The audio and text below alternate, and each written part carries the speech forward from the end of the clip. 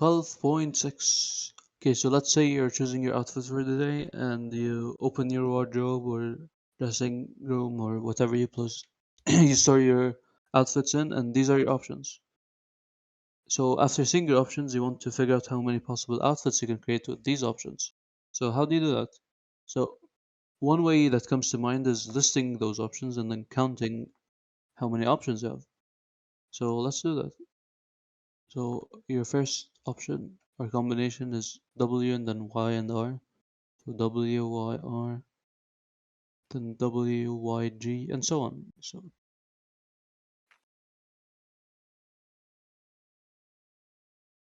okay, so we have 6 options. So we have 6 possible outfits.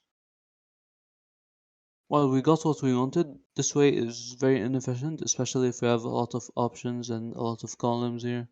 It will take you a lot of time to do that. So we use what we call the fundamental counting principle. Fundamental counting principle. This principle states that if you have m ways to do one thing, and then n ways to do another thing, the number of ways to do both things is m times n. So in our case here, we have 3 options, so we can add an extra variable. So let's say m, then n, then o. So the number of ways is just m times n times o. So here we have 3 in the first event, which is m here.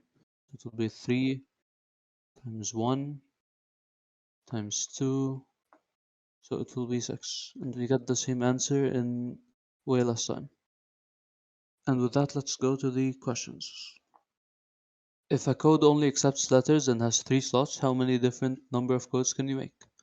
So first of all, we have 3 slots. You can imagine each slot as an event, as mentioned in our counting principle. So let's say we have 3, so it's M and N and O. Then we have to figure out how many variables we have, or what's the value in each event. So if a code only accepts letters and has 3 slots, how many different number of codes can we make? So first we draw 3 parentheses. Then we have to figure out how many values are in the set of each event. Since these 3 events are the same, which are only letters, and we have 26 letters, it will be 26 times 26 times 26.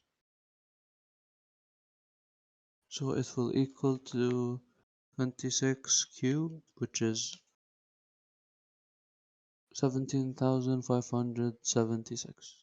If a 3-character code can only accept letters and cannot have repeating letters, how many different codes can we make? So 3-character code, which means same thing as last time, 3 slots. So we'll draw 3 parentheses. And then we have to figure out how many values are in each set. So the only difference between this one and the previous one is cannot have repeating letters. So in the first slot we have 26. It still remains 26 because we're not using any of the repeating letters. And then the second one, we cannot use all 26 because one of them will have to be repeating. So we'll use 25 of the 26. And then for the third one, we cannot use 2 of them because these are 2 different letters, and we cannot have these 2 letters be in this one, in this set. So it will be 26 times 25 times 24. So 26 times 25 times 24 is 15,600. That's our answer. If a 7-character passcode must consist of 5 letters and 2 digits, how many different number of codes can you create? So 7-character passcode, so we draw 7 parentheses. 1, 2, 3, 4, 5, 6, 7. Must consist of 5 letters and 2 digits. So here, unlike the previous question, there's no restriction. So all 5 slots, which are made for letters, can have all 26 letters of the alphabet. 26 times 26, 26, 26, 26. We can make this easier by doing 26 to the power of 5. And then digits. So a digit is any number from 0 to 9. So that's 10 digits, including 0. So how many different number of codes can we create? So again, they didn't give us a restriction, so both these slots can have any of the 10 digits. So it's 10 times 10. So it's 26 to the power of 5 times 10 to the power of 2. And that's our answer. Okay, on to a new idea. So let's say we have the word candy. Candy. Now, just like the previous question, let's think of candy as a 5-digit code. So I'll write 5 slots. 1, 2, 3, 4, 5. Let's say, for example, they're asking us for the number of arrangements or the number of ways we can arrange this word, the word candy. So how will we do it here? Just like the previous questions, we'll just do 5 since we have 5 letters. And then we can't use one of the letters again because we already used it. So let's say we do this in order. So we used 5, let's say we used C. So we can't use C anymore. So we have 4 left. So now we'll use 4. Then we used A. So we have 3 left. So we cross 1 out. There are 3. Then we have 2 left. We're at 2. Then we have 1 left and we're at 1. That's the number of ways you can arrange the letter candy. So as you do more and more of these, let's say for example we have the word 5, you can think of this as another 4-digit slot, and they're asking us for how many ways we can arrange this word. So we have 4, then we cross 1 out, 3, we cross 1 out, 2, we cross 1 out, then 1. So let's take another word to prove an idea. So we have the word guitar. So guitar is 6 letters. So let's draw 6 slots. 1, 2, 3, 4, 5, and 6. So again, we're finding the number of ways we can rearrange this. So we'll do 6. And then we use one letter, so we'll do 5. And then we use 1, 4. We use 1, 3, and then 2, and then 1. So if you can notice a pattern here, they're decreasing by 1 each time, and we're multiplying them all. So this is a feature of what we call a factorial. So factorial, we took this in previous grade. So is the number and then it's multiplied by the numbers before it. Just like this example. So as 6 factorial would be 6 times 5 times 4 times 3 times 2 times 1. A 9 factorial would be 9 times 8 times 7 times 6, 5 and 4 and 3 and 2 and 1. They're all multiplied by each other.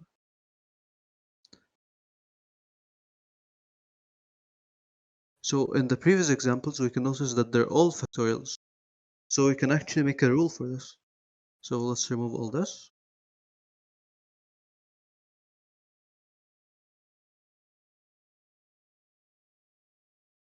So to find the number of arrangements for a specific word, so for example, we'll use candy again. It's the number of letters factorial. So this is 5 letters, so it's 5 factorial. Okay, so let's say we have a word like I. So here we have 2 E's that will not make a difference if we replace them. So I'll make that more clear. So let's say this is E1 and this is E2. So E1, Y, and then E2 will not be different from E2, Y, and E1. They will both spell out the word I and they'll both mean the same thing. But the factorial rule does not know that. The factorial rule, if it does 3 factorial, it will give you both of these i's. It will give you it with the duplicate. So how do we fix that? So you do 3 factorial over the how many times the value is repeated, then factorial. So e was repeated 2 times, so it's 2 factorial. So we can simplify that. 3 times 2 times 1 and then 2 times 1. We can cross this and this out, so the answer is 3. So we have 3 ways of rearranging this without having duplicates. For a word like determine, which has 9 letters, but this one has 3 repeated e's instead of 2. So how do we write the number of arrangements for this one? So again, we'll just write the 9 factorial, which is the total number of letters factorial, and then over the number or how many times the value was repeated, the duplicated value. So this time it was repeated 3 times, so it will be 3 factorial. And then you can do this on the calculator. 9 factorial over 3 factorial. The answer is 60 or 80. If we have a word like fundamental, however, we have 2 repeated letters, which is N, and then E and E. So again, we get the total number of letters, so it's 1, 2, 3, 4, 5, 6, 7, 8, 9, 10, 11. So it's 11 factorial over the repeated letters. So now we have to remove the duplicates. So we have 2 repeated E's and 2 repeated N's. So it will be 2 factorial for the N's times 2 factorial to remove the E duplicates. And then we do this on the calculator. 11 factorial over 2 factorial times 2 factorial. So the answer will be 9979, and that's how many different arrangements we have. Let's have a word that combines both of the ideas we just took now. So I'll create a word, let's say mer, more. Okay. So this word has 8 letters, then it has 3 repeated R's, 3 R's, and it has 2 M's. Now, how do you find the different arrangements for this one? So I'll give you a second to solve it on your own. And okay, so first of all, you write the number of letters factorial. So 8 letters, so it's 8 factorial. Then over, now we remove the duplicates. We have 3 R's, so it's 3 factorial times 2 M's, so it's 2 factorial. Then we use this on the calculator.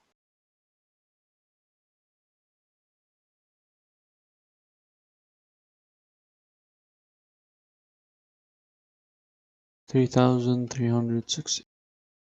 The last idea in our lesson is the permutations and combinations. Permutations have the form n, that's not an n, npr, and combinations have the formula of ncr. Both of these tools will help you get the number of arrangement events in certain situations. And since both of these are best explained in examples, I'll give an example. Let's assume we have a table and we have 2 chairs, but we have 5 people. So I'll name these people in a dataset.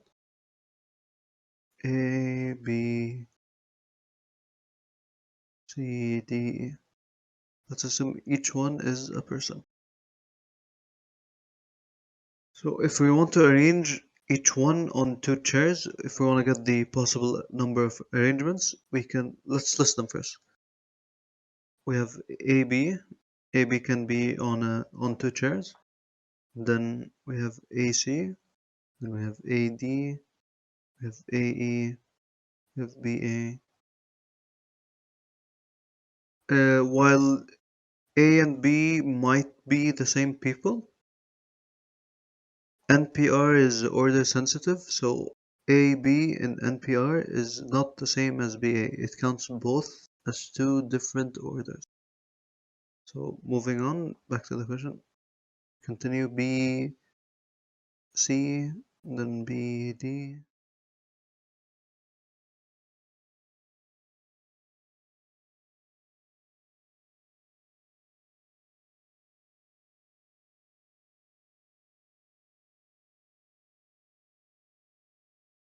Okay, so we have 1, 2, 3, 4, 5, 6, 7, 8, 9, 10, 11, 12, 13, 14, 15, 16, 17, 18, 19, 20. We have 20 arrangements. Instead of doing all this, you can do it on a calculator. So here's the calculator.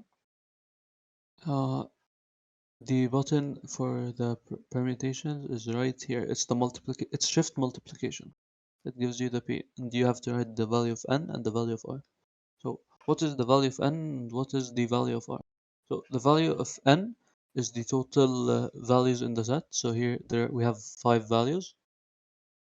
We have these 5 values, and then r is the number of slots basically. So we have 2 chairs, so we can write 5, then p, then 2. It will give us 20, the same answer. So now we go to combination. So the only difference between permutation and combination is that in combination, order does not matter. So AB and BA in the calculator or in combination are the same value. It treats it as if it's in the same value.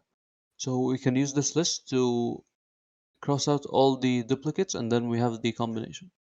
So AB and BA, we can remove one of them. Then AC and CA, we can remove one. Then AD and DA, we can remove AE and EA, we can remove one. BC and CB, BD and DB, BE and EB, CD and DC, CE and EC,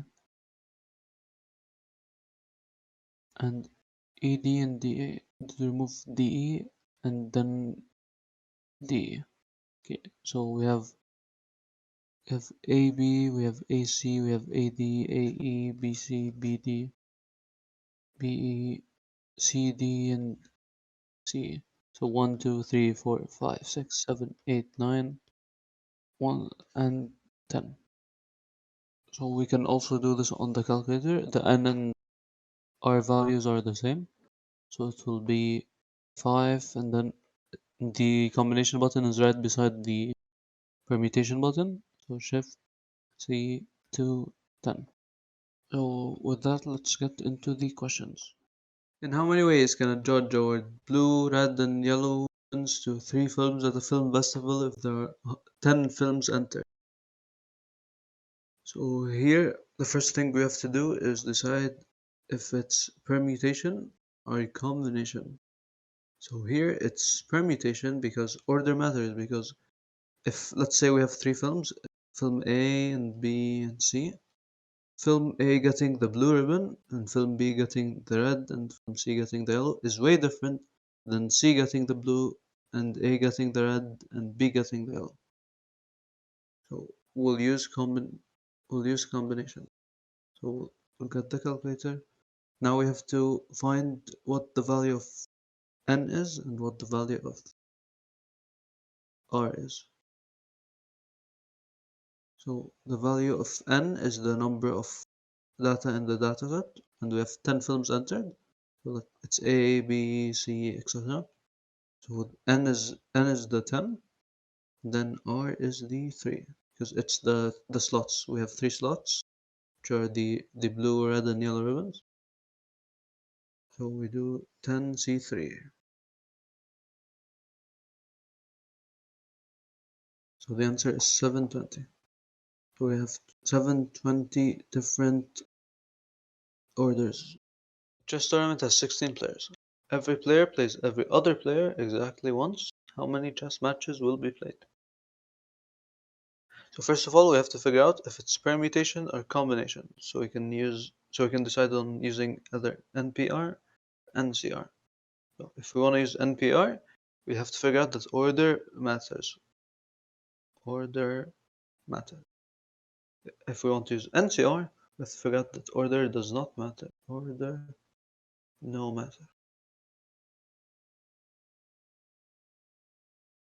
So here they mentioned that every player plays every other player. So let's say we have two players, we have player A and we have player B. If player A plays against player B, here it's the same as player B playing against player A. So they wanted every player to play against the other player exactly once. They never mentioned on which side, or they never mentioned teams. They never mentioned if he's playing white or black, especially because it's chess. So it's NCR. Now we have to find the N and the R. The N is the number of players in the tournament. So it's 16. So N is usually the number of data in the data. Here the data is the players. Say there's player A and then B and C and so on. So there will be 16 players. And then R is how many slots. Since every player is playing against every other player, there are only two players. So it's 16 CR. So if you 16 C2. So if you do that on a calculator, you get 120. That's our answer. The ballroom dance lesson. The instructor chooses 3 men and 3 women to demonstrate a new pattern. If there are 9 women and 7 men in a class, in how many ways can the instructor choose 3 men and 3 women? So here we're combining the previous 2 ideas we learned in this lesson, which is the M times N equal to Mn, and the permutation combination lesson. So here we have the instructor chooses 3 men and 3 women, and okay, so let's split it into 2 parts. The choosing of the men and the choosing of so we have 9 women, and the instructor choosing 3 of the 9, and we have 7 men, and the instructor is choosing 3 of the 7 men. So here they're just choosing 3 men and 3 women. They're not mentioning any sort of order, so we're gonna use a combination. So it will be 9, it's not a 9 C3, and here it will be 7 C3.